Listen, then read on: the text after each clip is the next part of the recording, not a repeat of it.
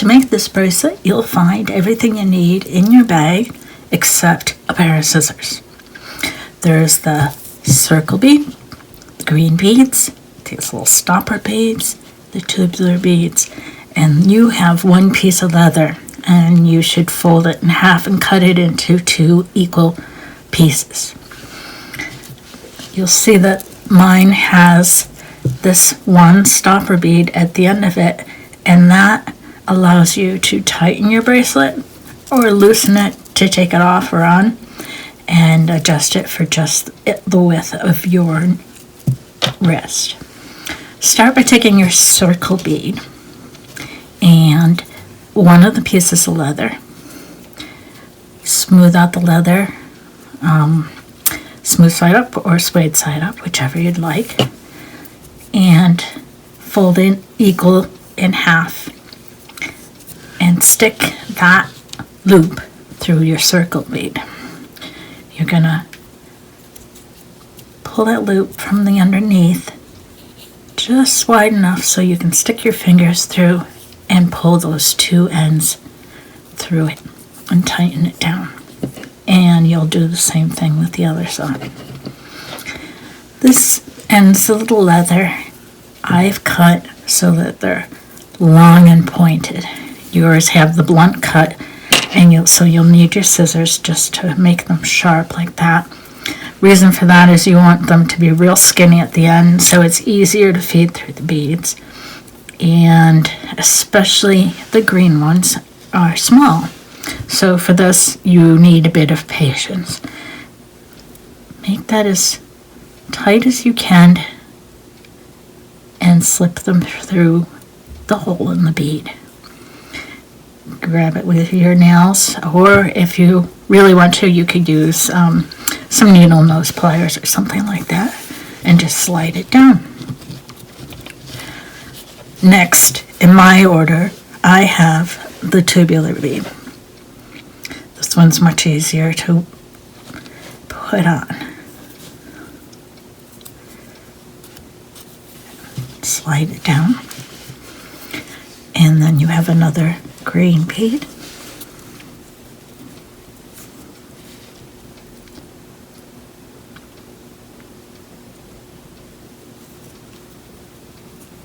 You'll find that sometimes you have to try more than once. You really want to try and get both of them through at the same time. So when you're holding it, if it's forked like that, it's going to make it harder to make sure that you've gotten them both through. So just twirl them in your fingers until they stay pretty close together. It takes a bit of patience to do this part. Stick it through and grab the ends. Then, as I said, you'll use these stopper beads. The reason for that is so when you're wearing it, you don't have these beads sliding all the way around to the bottom and not staying on the top where you want them to show. So, again, holding those 2 tips as tightly together as you can, feed them through the stopper bead.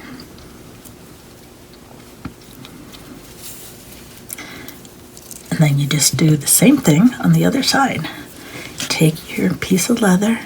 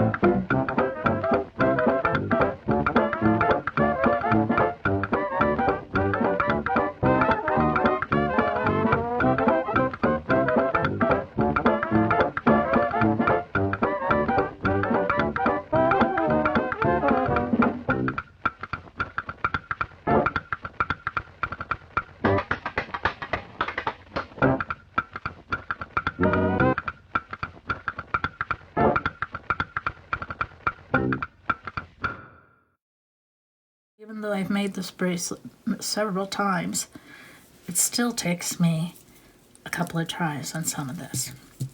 So now you have that all together.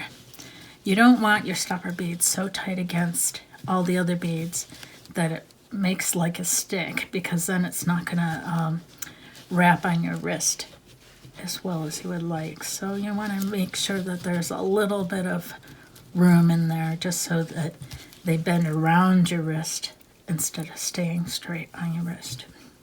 Last piece that you have to do is to take all 4 of these tips and get them through that last stopper bead. Again, this is the reason for making your tips skinny, but still with some body to them so they stay together and don't fold over.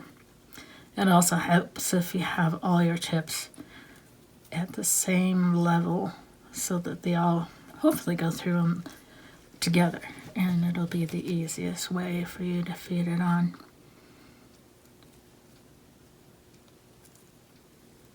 And there you go. There's your bracelet.